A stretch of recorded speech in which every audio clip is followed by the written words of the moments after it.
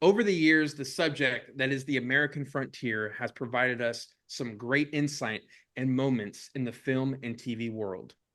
To see a time period of American culture that was often expressed to be adventurous, innovative, and downright dangerous, the film industry has given us impeccable coverage. Today's tale is the embodiment of the American frontier. Two retired Texas Rangers embark on an adventure for the ages, from Texas to the rugged terrain of Montana to start a new life on the frontier driving cattle. With the help of a few cowboys and some interesting characters along the way, their journey teaches us a lot about our own in life. So let's wear our 6 shooters and ride our ponies on a cattle drive as we do a discussion of sorts on the Lonesome Dove series from 1989. This is a Comic Talkers production, and you are listening to a They Don't Know It, but the Wrath of the Lord is about to descend on them edition of Just for Flicks.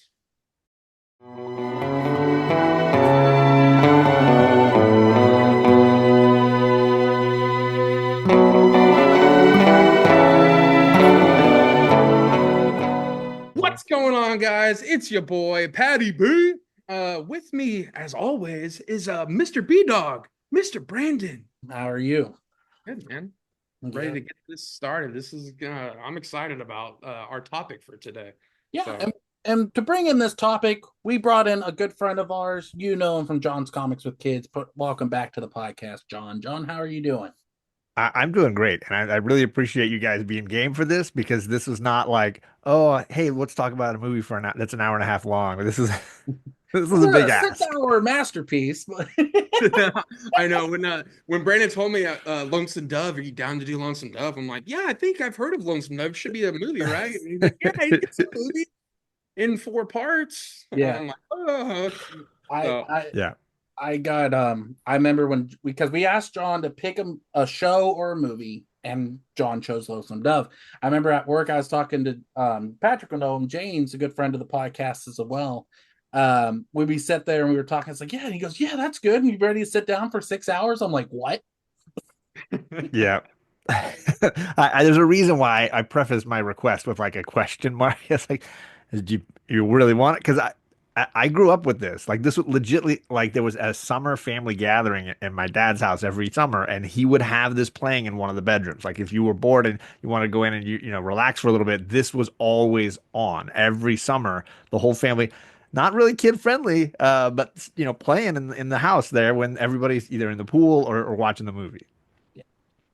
And I think it was great because when you brought it up, I know Pat, you've said this is the first time you've watched this, and yeah, this is for the first time I've watched this. yeah. So it's never. I think for me it was because I've never grew up like the Robert Duvall type of fan. So growing up with that, I feel like the time to turn. If I would have heard that as a kid, I would not have the attention span for it. And then, but watching it, I think I've grown to appreciate the episodes more after episode 3. I think first 2 were like it's okay, it's building, but it's a little slow. Let's get to the points. And then once episode 3 hit, it was just for me off and go. So, but fans, usually what we do in watch longs, we sit and watch the movie and talk to you while we're watching it. We're not going to put you through 6 hours of this with us because that's a marathon. That would be something for us to do. For this and from here on out, our watch longs are going to be a discussion piece. We're going to talk about what we love about it, what we didn't like about it, or what we would change. Maybe if the movie or show was made today, who would be casting these roles? There'll be times where we do trivia. We're not going to do that because we're probably going to talk a lot about this in detail. But yeah, let's dive right into it. Let's start with John to kind of kick us off. What are things that you liked throughout this series?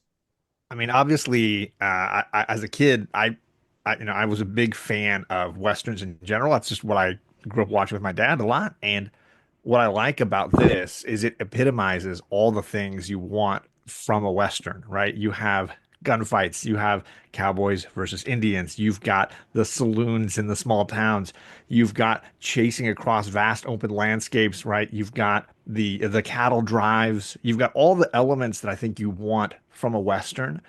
But beyond that, it's the source material. I mean, Larry McMurtry is the definitive modern storyteller in the Western, for the Western genre. Brokeback Mountain obviously being the most modern example of it, but this is just his masterpiece. It won the Pulitzer Prize for, literature. So phenomenal. If you've never heard of these novels, I highly recommend them. There's several in this series, lots of prequels to Lonesome Dove, and then a couple of sequels as well, and several miniseries done as well. So you can go and see like, oh, what are these characters like a little older? In fact, it's interesting that some of the actors who were going to be in this film miniseries were cast later on to play the same part as an older version. So like James Garner was originally going to play McCall, but he couldn't make the schedule work. And then when they made the sequel miniseries, he was old enough to play McCall in that one. So things like that, I think there's a lot to enjoy here, but it all for me, the core of it is the novel that it came from. What was it? I was going to ask too, because I remember watching the documentary on that. You bring up a good point. Wasn't Duvall also offered Cole's role? And then he said, no, I want to play Augustus. Yeah, he was originally signed for that one, and then he switched after realizing like, no, I've played the straight man a lot. Like I want to do something a little different. And thankfully, Tommy Lee Jones was game for a bit of a switch because he hadn't officially signed on yet, so he swapped. Yeah. Like, let's ask that question before we go to Pat too.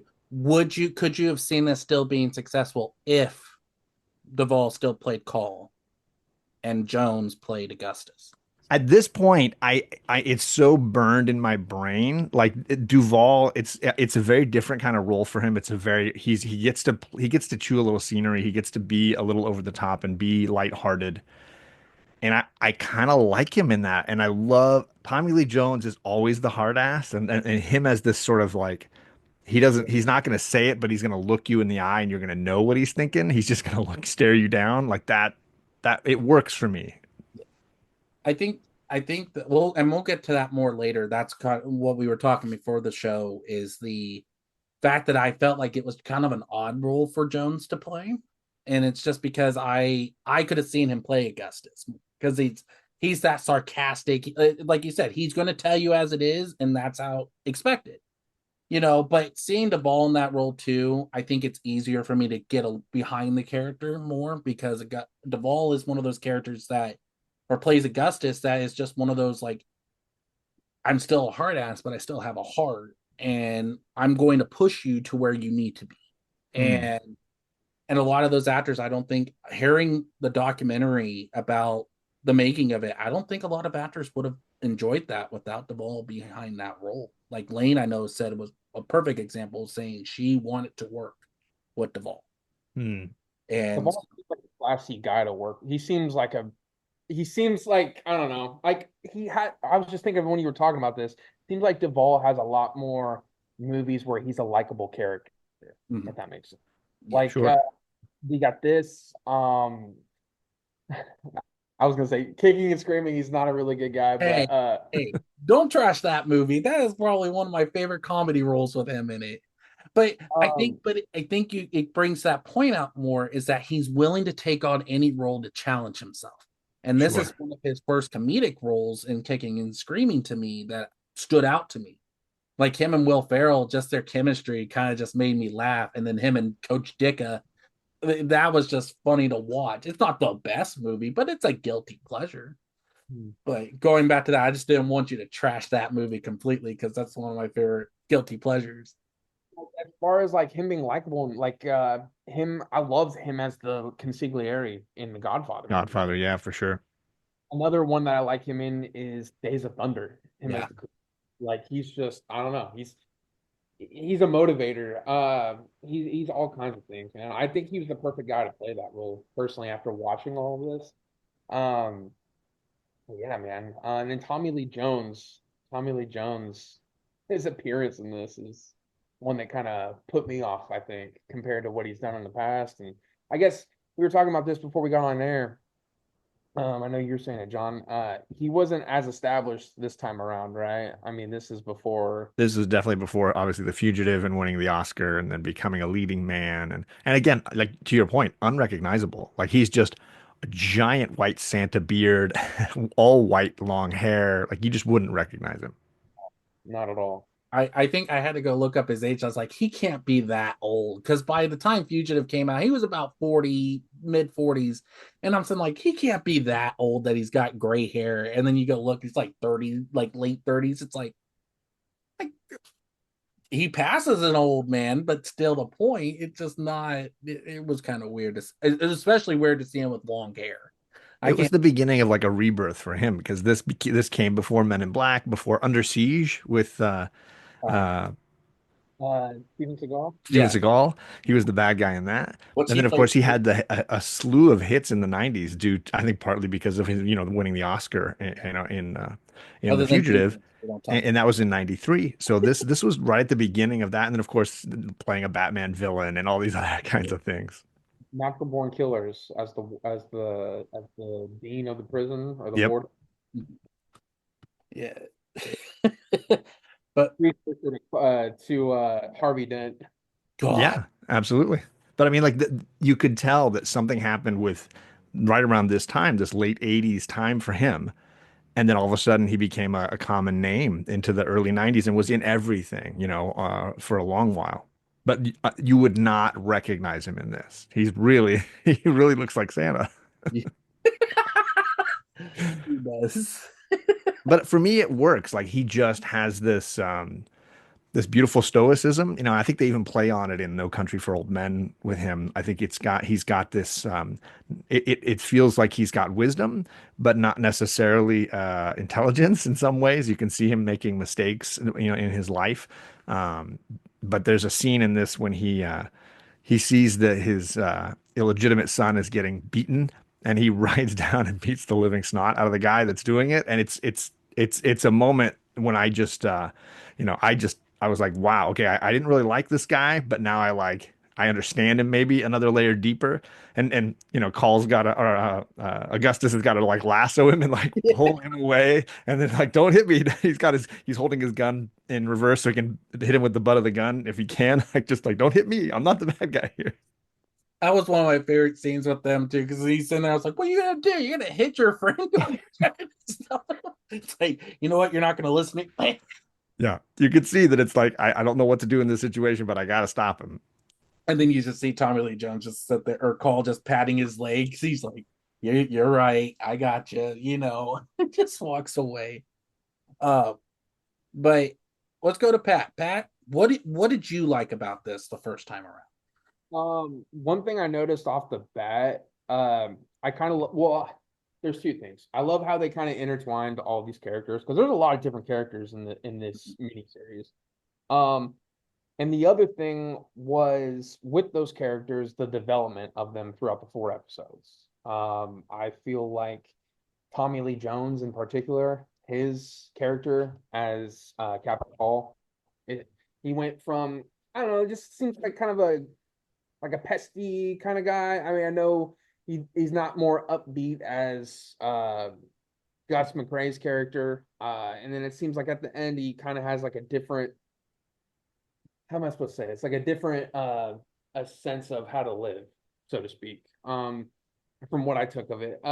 Another one is Diane Lane's character. I think, from where she was at from the first episode to the end, her having that bond with Robert Duvall's character and also Angelica Houston. I mean, I kind of loved Angelica Houston. I think she's like one of my favorite characters as um, Clara Allen. So, but yeah, like I said, big thing for me was just the characters and how stacked of a cast this was to have to fit into all those characters. I think was the cool thing about it to me. That's one thing that I always love is a good cast. I know before we got on, I talked about how I didn't really do any research before I went into this. I kind of just went into it, started watching, so I didn't know who was in it to begin with.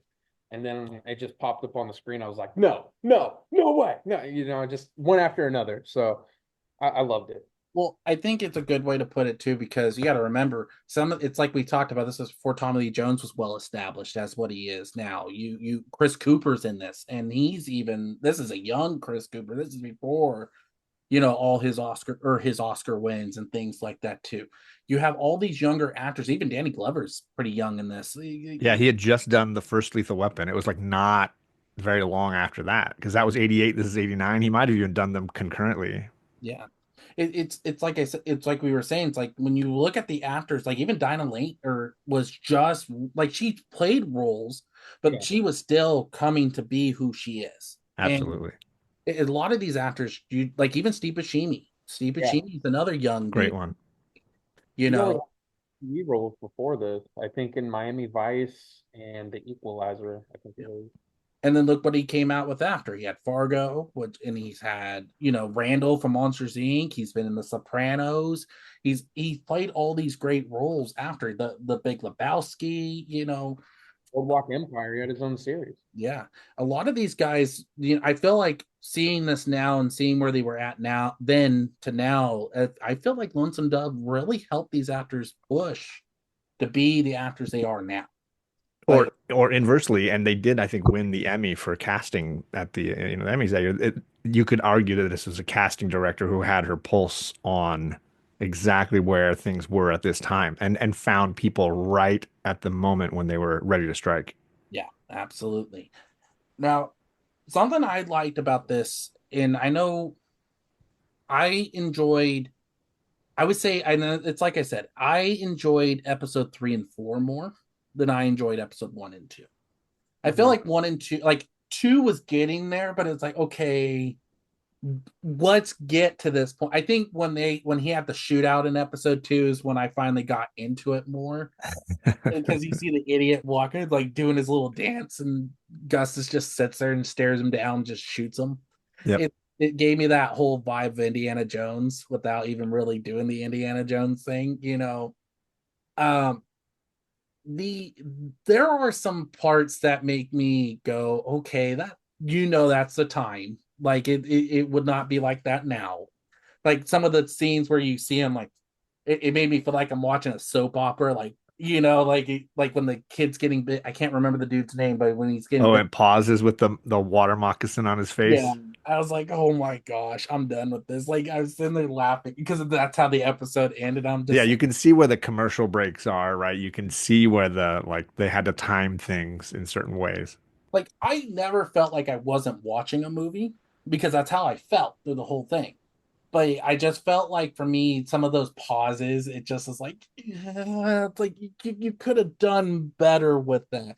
Or like when the lightning's hitting The the horns, pedals, yeah, it was like that made me feel like I was watching Howard the Duck. So it seems, but special effects wise, you mean? but yeah, but like I know that's for the times. The times it really shows it.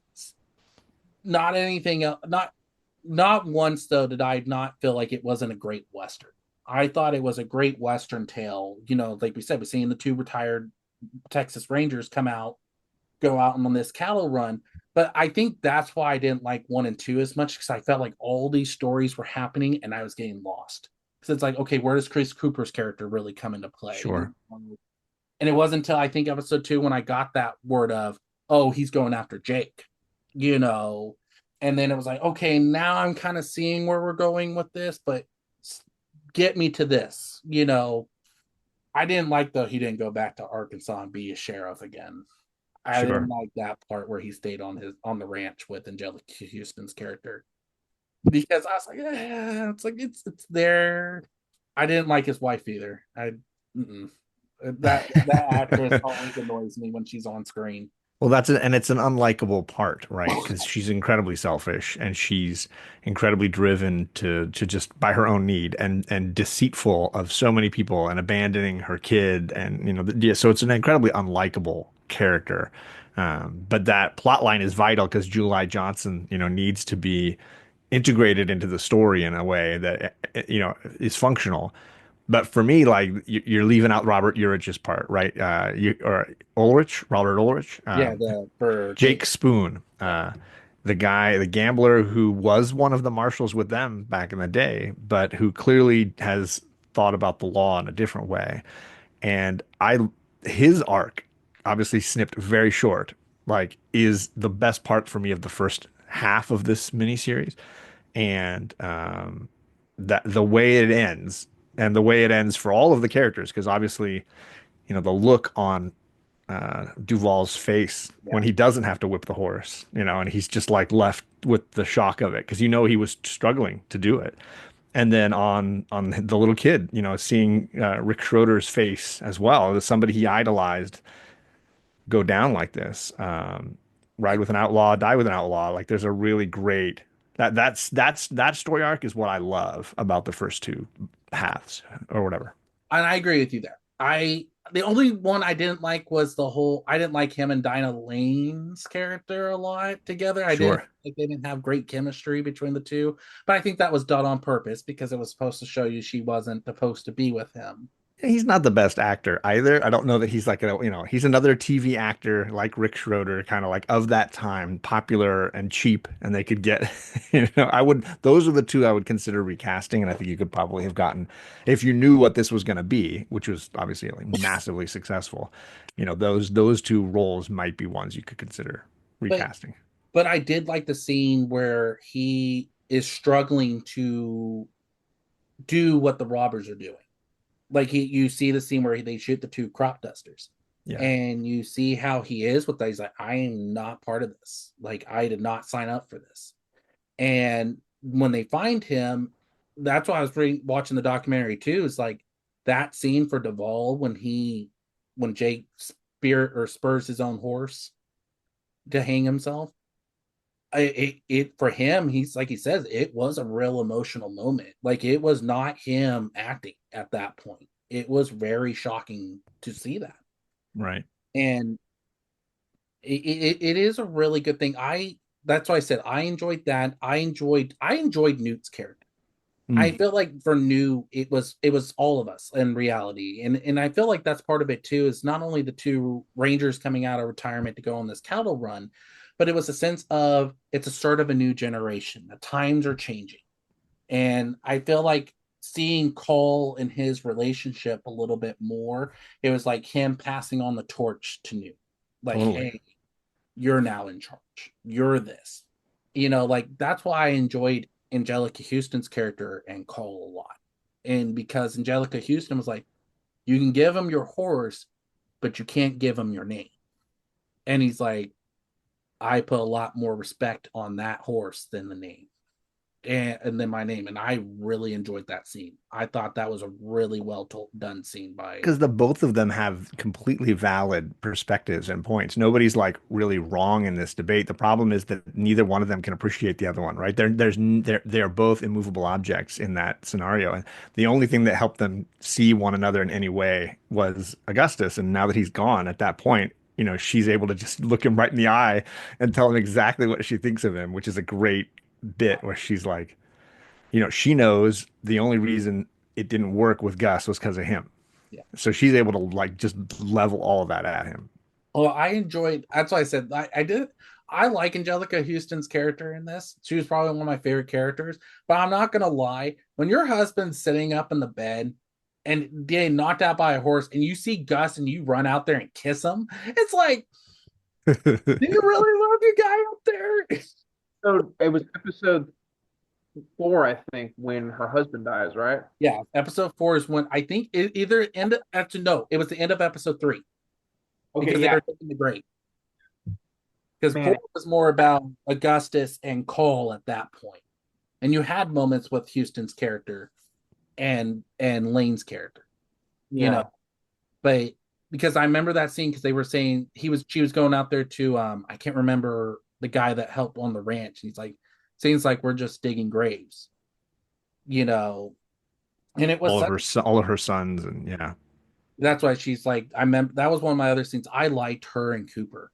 I Yeah. thought their scenes were really well done. I feel like with Angelica Houston, there's really not a role that you can give her that she can't perform. And even Daddy Daycare, I'm sorry. I like Daddy Daycare. She was such an ass in that movie and made me laugh every time she's on screen. But it's just she's such a great actor. Duvall's great in this. Lee, I had a couple problems with, but like I said, once I got to 3 and 4, I respected him a lot more in his role. I felt like if it was just those two characters alone, 3 and 4, right? yeah. But yeah, the 3 and 4, I think that's where you see his character shine. And when you see that more, I feel like Cole really stepped up. And I think Gus obviously has like the meteor role in a lot of ways. He gets to he a lot of the other characters are connected to him or through him in some way.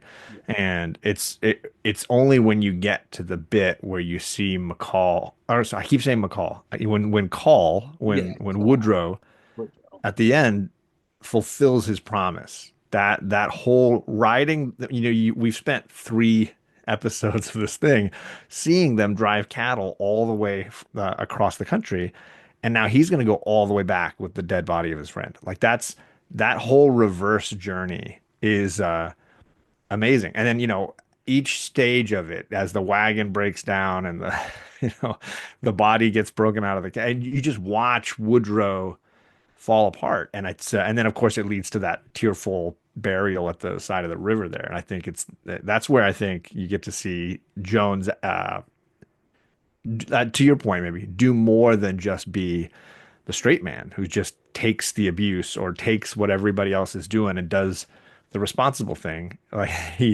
he uh he has to do this incredible task, which is to do everything they just did, but in reverse.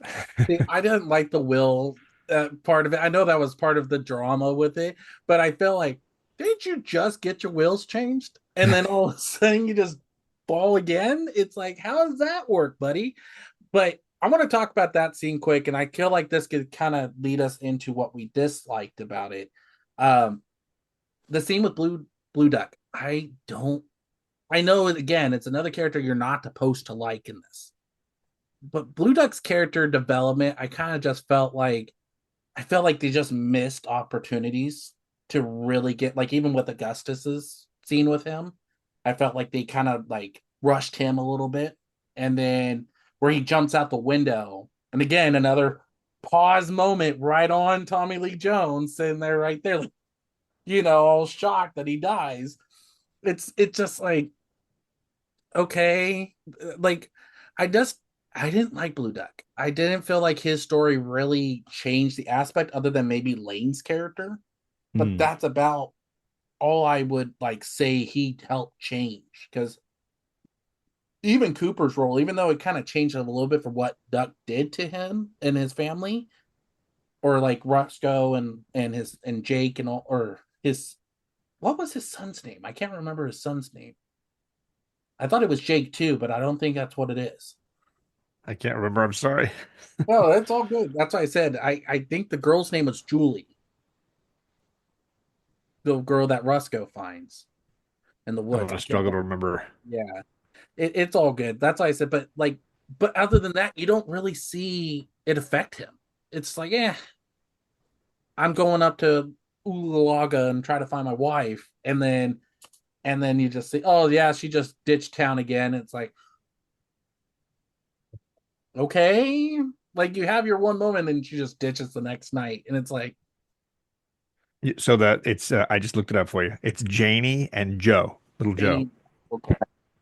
What's stunk with Joe? Because I feel like he was even becoming closer to Joe, but then you realize that's why his wife gave him to him so she can go do her own Yeah. selfish. Yeah, very selfish decision on her part. But that's why I said. But I did like the sister with the chicken. That scene made me laugh so hard. She's going up to Roscoe like, what are you doing here? Well, I have to stay here. I gotta watch her, And then it's like, no, you need to be down there to capture this killer. It's like, it's on a reluctant little tour. It's just, I think at the core of this you have a large group of people who are living by responsibility, right? Living by what they have to do, on a sense of obligation. And occasionally you have those folks that eschew the societal expectations, and those characters can either be the ones that you appreciate because they're the renegades, or the ones that you get frustrated with because they are so driven by their selfishness. And Blue Duck and July's wife fall into that category. They're both quite unlikable characters in a lot of ways, and I think that they are difficult to watch for sure. so let's go to John. John, what are some points that you did not like about? this 4-part miniseries. I I mean, know it's hard, but it's we gotta ask. it's nitpicking, I think, at this point for me. Just I am a passionate fan for this miniseries in a lot of ways, and I've read several of the novels in the series and watched several of the other miniseries as well. Um, I think they're a product of their time. Miniseries as a whole have changed dramatically from what they used to be, and nowadays, honestly, a lot of shows are just miniseries. They do 8 episodes, and maybe they'll never do another season, and that's a miniseries, and then they move on, right? I mean, to compare this to something like Band of Brothers, they don't bear a lot of resemblance as far as the structure and format of what they are. Um, I think this one suffers from pop casting in the sense of, like I mentioned, Robert Ulrich or Urich and Rick Schroeder, both of them capable and handle their roles fine. I don't think either one of them is a problem. But I grew up seeing them on screen as, Spencer for Hire, I think, whatever Robert Urich was doing at the time, and of course Silver Spoons was Rick Schroeder was super popular on television, and so I think they were both trying to do something different. But I had trouble even as a kid, like seeing them as anything but what they were in this series. So some of that stunt casting is a bit of a problem for me, obviously. But it's really nitpicking at this point. I think the production design is really strong. The sets are incredible. The vistas are amazing. The music is phenomenal. Um, so, if it's the format of an 80s miniseries that's to blame for a lot of this, then, c'est la vie. That's just like you said earlier, I think, Brandon, it's a product of what it was at that time. This is what miniseries were. This is what Roots looks like. This is what, a lot of those popular Thornbirds, era, 80s, late 80s era miniseries looked like. Like now, before we get into if we were recast or things like that, let's turn it over to Patty B because we've talked about our dislikes. Pat, what were some things that you did not like about this series? I thought there were certain moments that were obviously cheesy, but I think that's a product of its time, right? I don't have a certain thing off the top of my head, but I just noticed kind of throughout all 4 episodes, there's just certain things that certain characters do and whatnot. Uh, I wish, I don't know, I just wish that there was maybe more character involvement as far as separate character, like other characters in the show. I just feel like at certain times we were focusing too much on one person. Mm-hmm. Like I kind of, you guys were talking about the whole Angelica Houston and her husband dying. I felt like that just dragged on way too much for me. I don't know why. It seemed like every time I looked over at the screen, we're still in bed. What are we doing here? It sounds insensitive, but I'm just I mean it's fictional, so who cares? Uh, but I don't know. There's just I didn't like that. I don't know if should be a dislike necessarily, but I hated Gus McCrae dying. I really did. I wish, and that's just me wishing that he lived, but that's just part of the story. I was just legitimately kind of upset that I'm like, why did they kill him? Why couldn't him and Tommy Lee Jones' character kind of just like live at the end and kind of live happily ever after as best friends, I don't know, just I thought felt his death was one of the funniest scenes. And it's not to be like his laying in his deathbed, but it's like the whole scene that's leading up to it. The doctor's like, I got to cut off that other leg because you're going to die if we don't. And he's like, go get me some whiskey. Yeah. Go play that piano player a little money. Yeah. I'm sitting there. He's like, I want my whiskey. It's just like, and then Tommy Lee Jones call comes in and he's like, what the fuck, man? Kind of thing. And he's like, he ain't cutting off my other leg. It's like, what? And he's like, well, we can cut it off. And the doctor's like, it's too late for that now. It's like, well, thanks. that's another big thing. I think that's what makes these episodes kind of enjoyable for me is that all of the good one-liners and quotes that Gus McCrae's character has throughout this whole series is just, man, he's just on fire. Everything he says is just straight up fire. Like this guy doesn't miss. But it's just a lot of good. He's got a lot of good funny ones and a lot of good. There's some I guess lessons of life kind of sayings and whatnot. Yeah, I mean, he's eminently quotable in this, and I think it's a testament to the novel. A Pulitzer, like I'll keep saying it, a Pulitzer Prize winning novel from one of the greatest Western writers, I think, period. And I think because of that, the source material is so strong that I think it allows not only like for the overarching thematic material to be stronger, but I think the characterizations they become real, authentic. And then when they are, to Brandon's point earlier, maybe a little more one-dimensional, like Blue Duck. Blue Duck serves as an antagonist, right? He does not get any opportunity to be more than that. That is his function, and there's nothing else there. Um, and we value him as an antagonist. Watching Gus chase him across the plains to get Laura back, that's riveting. Um, but he doesn't serve any function beyond that. And in a way, his death is almost poetic because it's like the end of that era. You don't get the mythical showdown. Instead, you fall back to earth. There's no grand ending. You're going out with a whimper instead of a battle Yeah. cry. I see what you mean by that. It kind of just fades away, right? It's not Yeah, like because it's the end of the Old West. Ultimately, this is the West has come to an end.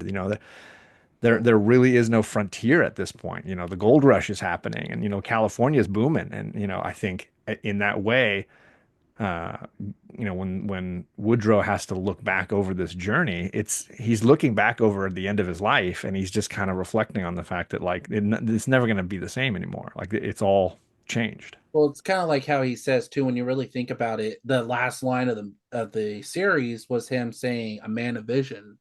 Yeah, he was, and it really is. But it's like we said, it's like that's why I feel like New was so well done in this, is because it is that changing of a generation. It's done without with the Cowboys, out with this, into getting close to the near the Civil War time frame and all that.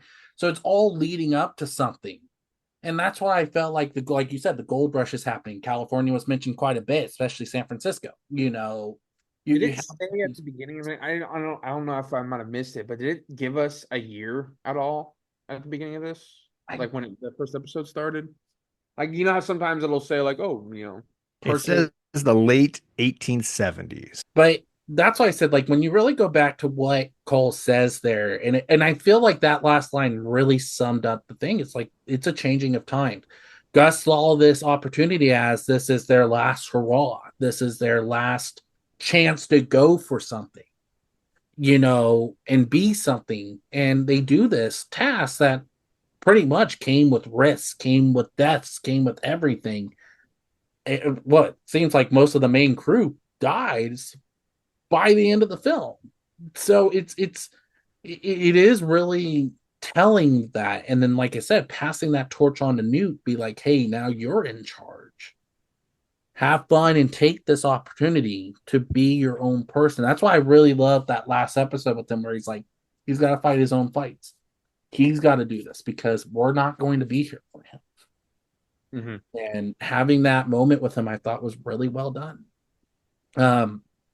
But let's go into recasting. So what we're going to do with this segment is say we could recast back then, or if the show or movie was made now, who would we put in these roles? Because the only person I change is Jake, but even then, I don't even know who I would change him out with. I really don't know who would have been great for that role back then. I think I had a good one for let's say January Johnson, July Johnson. Um, I was for a Today actor. I was thinking of Walton Goggins Yeah, Mm. I thought the same thing. because he's done some pretty. He's been in two West, or he's been in Django. He's been in Hateful Eight, and I just think, I mean, from his performances, especially in Hateful Eight, I think he can definitely transition Well, to a Western character, or an outlaw, or something like you that. got to remember too, he pretty much plays that in Fallout. Like he is a really well done. I think like him as July would be great. If it was casted now, I probably would put for Cole's position. I put Brolin. I put Josh Brolin in that role. I think Josh Brolin would be fantastic for that. And then maybe somebody like Woody Harrelson as Gus. Harrelson's great and could pretty much do anything. I think McConaughey, if you start saying Harrelson, I start saying McConaughey. I'm just going to throw that right back at you. And I love Timothy Olyphant. If you've seen, we talked about Justified earlier, and he's just, Deadwood, obviously phenomenal on Deadwood. I feel like he could play either of these guys. I'd love him as McCrae personally. I think he just has a little bit of that like wry humor underneath, and he was a little too straight on Deadwood. I'd like to see him be a little more twisted. I think at any point in Harrison Ford's career, you could have dropped him into any of these parts and he would have crushed it. Whether you put him in as, slightly more, that when he was younger, more jocular, maybe McCrae, or now he's just a cruster. You throw him in as McCall, as Call. I keep saying McCall. You put him in as Woodrow. He has that like ornery, I'm not going to say it, but you're going to read it on my face and you're going to know what I meant, kind of thing. So I think at some, if you've taken that money you put into Cowboys and Aliens and moved it over to remake Lonesome Dove and stop making that stupid Cowboys and Aliens movie, get some Harrison Ford goodness over there. Yeah. That's why I said there's so many positions that you could take with this. Like for Laura, I probably would do Chloe Grace Monet. I think Chloe Grace, Kick-Ass, right? Yeah. I think she would be great for that role because she is a strong actress. She's a younger actress coming out. Now she's taken on more roles. And I feel like that would just show her acting chops a little bit more. She's not a bad actress. It's a matter of very talented. Yeah, when you give her a great role, I think she can take it and run a mile with it, But as far as someone that doesn't age and has the look of a Angelica, you give me Jennifer Connelly in anything, and I sign off on it. And I think she could easily. She has that like intensity. Like I know who I am and I know what I want. I don't care about the what society says I should be doing. Like I think she would be fantastic as Claire. If she didn't play a role like she does to me, like how she plays in Snowpiercer or like in even The Rocketeer. Sure. I think Jennifer Connelly, if she played that type of role like she does in those two movies, I think she'd be fantastic. That's why I said there's so many great people that you could go with. Okay, let's ask this. Who would you give Newt? Who would you put in Newt's position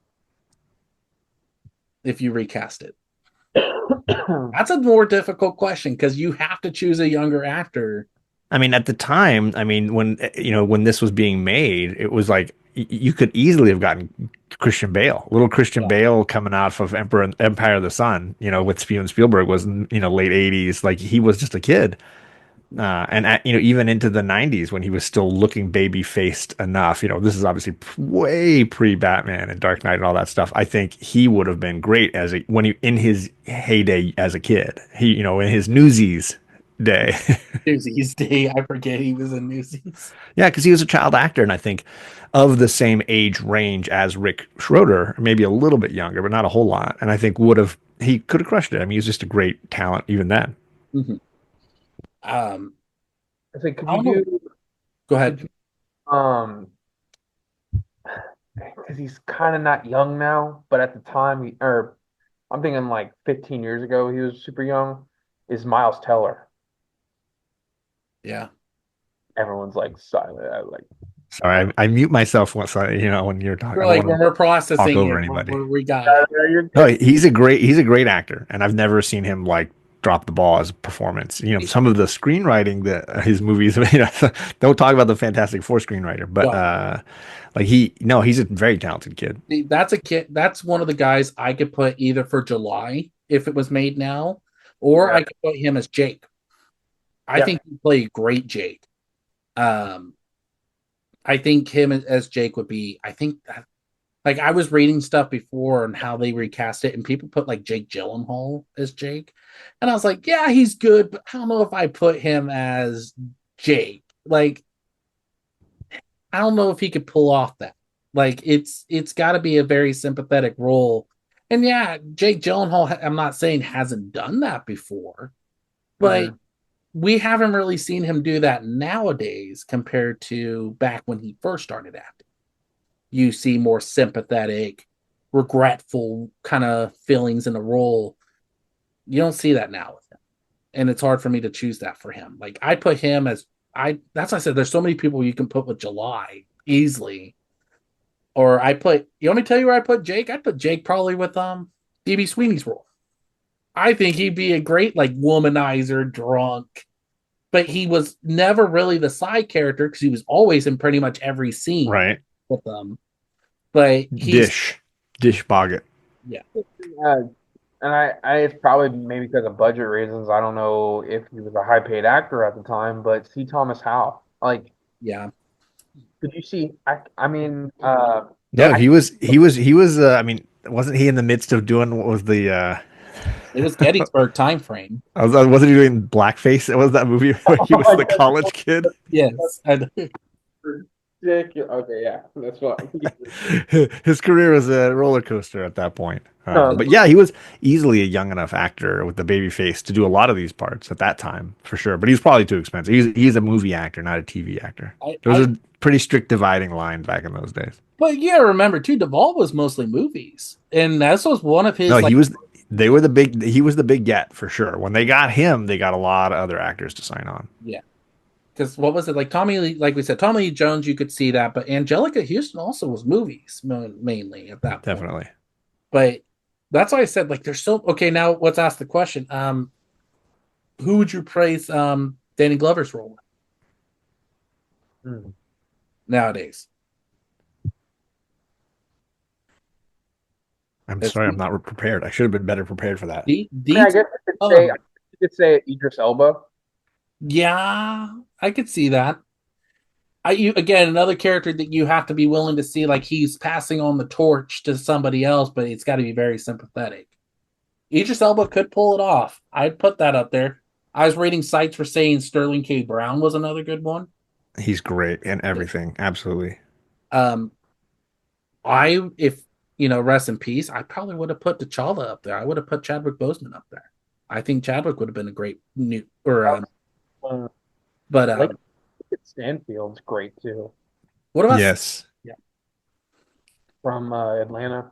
He's from stuff, but because it's really not reference how old he is. I'd probably put if you get old enough actors, you could probably pass Samuel L. Jackson. Yeah, I mean the challenge is you need to get a slew of actors of a same that group of them. Yeah. P.I. and Dietz and Jake Spoon. They all came up together in that Right. in the whatever the marshal's office, right? So like they all need to be of a general same age, more or less. Obviously, a couple of years younger or a couple of years older as far as some of the characters. But so the trick is getting a slew of actors that are believably could have come up together. Okay. Well, that's what I said. Like they've passed him off as a young Jedi, or a younger Jedi, and he's supposed to be 50 at that time, But and I pitched Laura. Who would you guys pitch for Laura to replace now? If you remade it nowadays, who would you put in that position? In the Diane Lane role? Yes.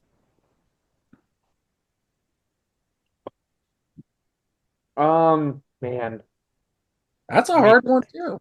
I mean, is it cheating to always throw people like Scarlett Johansson into these parts? I mean, ultimately, what you're talking about is, a beautiful young lady who's at the end of the time when she can do this occupation, right, and looking for a new life, but comparably younger than Claire, so that when she meets Claire, there's almost this like maternal thing that can happen between the two of them.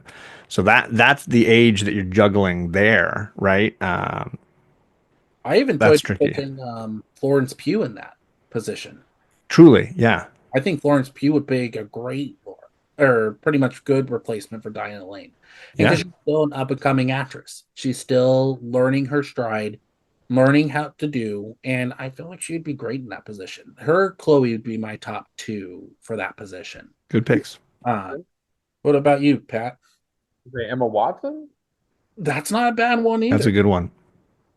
I know she's a Brit. I mean, that's the thing, dude, is there's so many British actors and actresses that just cover their accents so well. Like I can't tell you how many times I've watched a movie or a show, and I'm like, oh yeah, cool. And then, like, oh, I really like this actor or actress. And then you hear them in an interview and they're like, oh, yeah, well, it was a great movie. It's so fantastic. Like, I'm like, geez, I wasn't expecting that, You but sound like you're from London. exactly. And there goes our London viewers. Yeah. You all. Oh, the instant Sarah Marshall vibe I got there. It was what? I got the instant vibe of forgetting Sarah Marshall. Yeah. All the Snow, the rock star. But you want me to tell you something, John? You pitched a good duo with Harrelson and McConaughey. Because you want me to tell you the scene I could see him doing really well with is when they're trying to read the sign. And he's like, "Oh, it's Greek." No, it's not. I told you many times it's not Greek. It's Latin. And like, oh, well, what does it say then? What does it mean? And I could just see those two pulling it off so well. Completely. It would just make you laugh the whole stinking episode. Because with those two as the lead, it's the rapport, right? You got to have a believable history with the two of them, and they have to be a little larger than life because they are almost mythical characters, even within the context of the story, right? Now, obviously, thematically, for all of us, they represent a mythical kind of hero from the Old West era, but even within the miniseries, you see moments when they're like, picture is on the wall behind the bar where they're talking to the bartender, and he's like, oh, you see us there? That's us. That was one of my and just favorites. like then, I didn't take any crap from bartenders.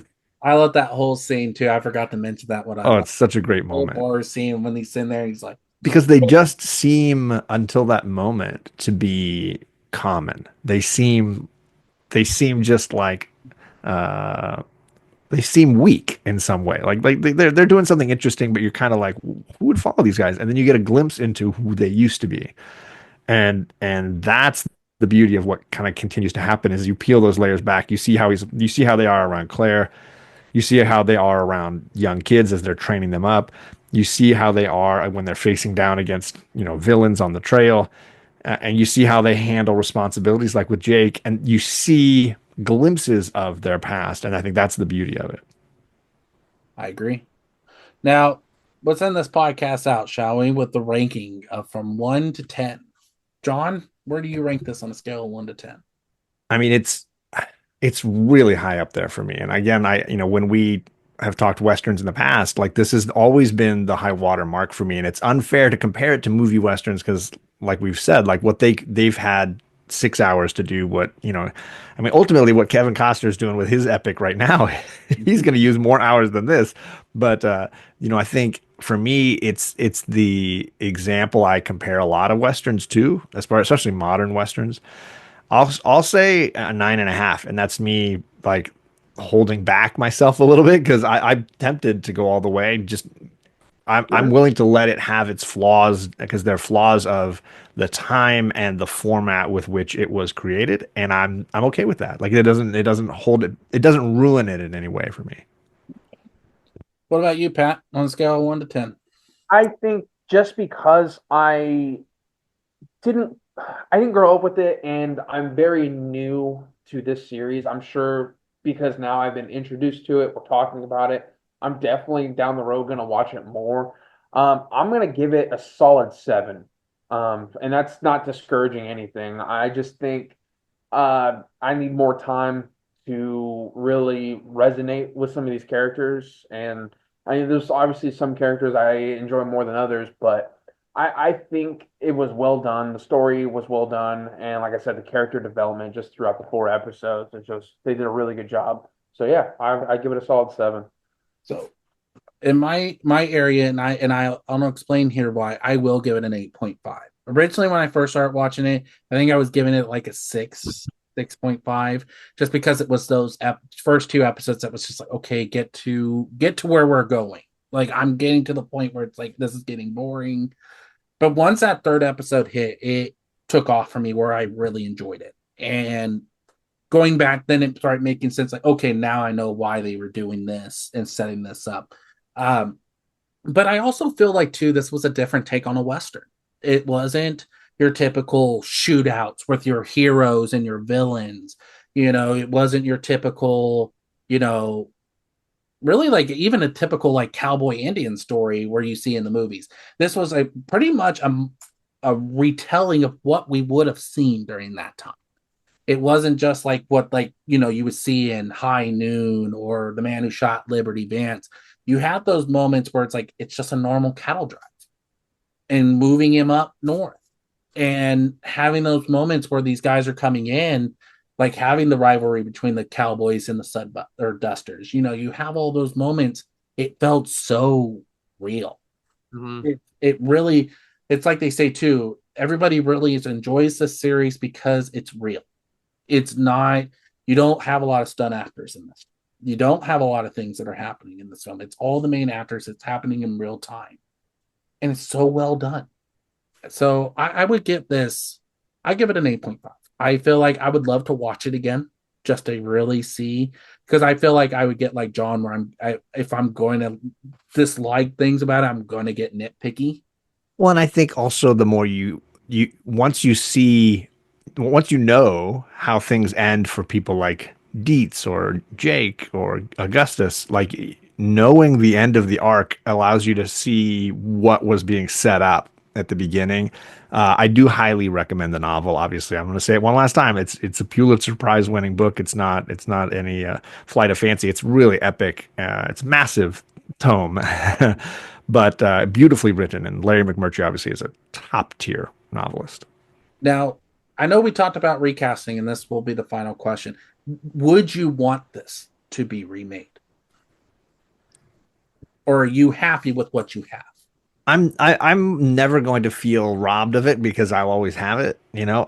But I would love to see a high budget HBO give me the language and the violence and Yes. not feel beholden to a commercial break format. I think